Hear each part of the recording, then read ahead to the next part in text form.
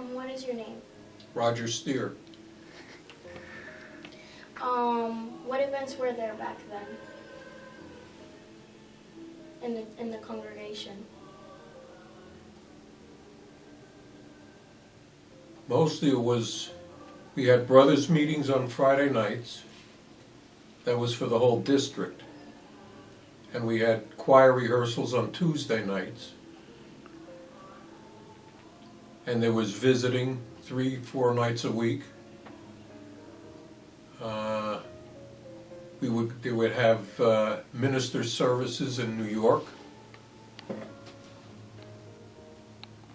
And there would be fellowship. The brothers and sisters would get together either at homes or in the congregation. Why don't you tell us about the offerings at the beginning? How did you pay for the building? How did the church pay for the building? Or the first building? The first church, the original Clifton church, was contributed to by Priest Rish and his wife and 4 families. And what they did was, and this was during the Depression, they got a loan from the bank and they built the church with a living residence upstairs for Priest Rish and his family. And they were able to pay off the whole thing, I forget in how many years. And then because the congregation became so large, they decided it was time that they needed to build a bigger church. And how that was financed, I don't know. But my grandfather was the one who headed the construction. And a lot of the members, the brothers, worked for my grandfather. They were carpenters and masons, and they worked on the church. And it was so enthusiastic that I was told that the neighbors around the church got involved. They came over and helped. And there were young people like my Uncle Bob, and you know, what they did was they carried buckets of water and stuff like that. I mean, they weren't professionals, they were kids. But it was a very enthusiastic thing. Everybody pitched in, everybody was really excited.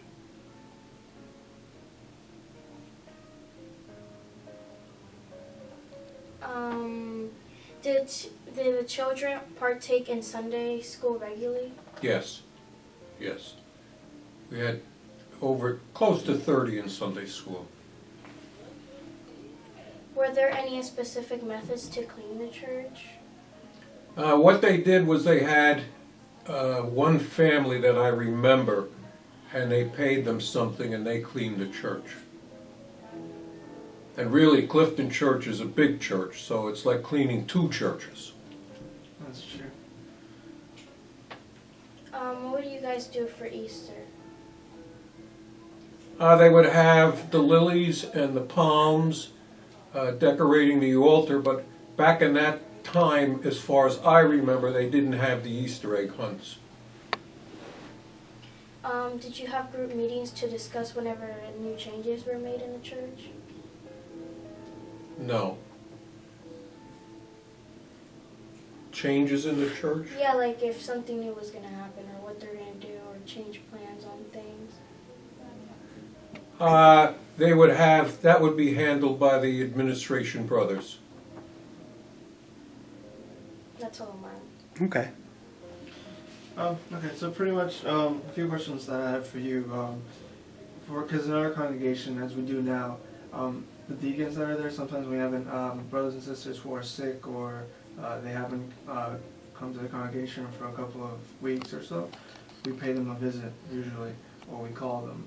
I don't know if that was the same protocol back then for the deacons, if it was to be concerned of a brother and sister if they were not there, to call them, to pay them visits, give them Holy Communion, maybe if they could not attend. Yes. Mm-hmm. The formula back then was somebody who was sick at home or in the hospital, they'd receive a communion visit every 2 weeks. Okay. Okay, very interesting. And in terms of the youth group, because as of now our youth group has been somewhat disbanded, but we wanted to know if there was a lot of involvement with the youth. And There was. And there was a lot of. What There kind of was events? there was a large youth group, a lot of activities centered around the church. The youth would participate in taking care, would have activities, you know, social activities. Mhm.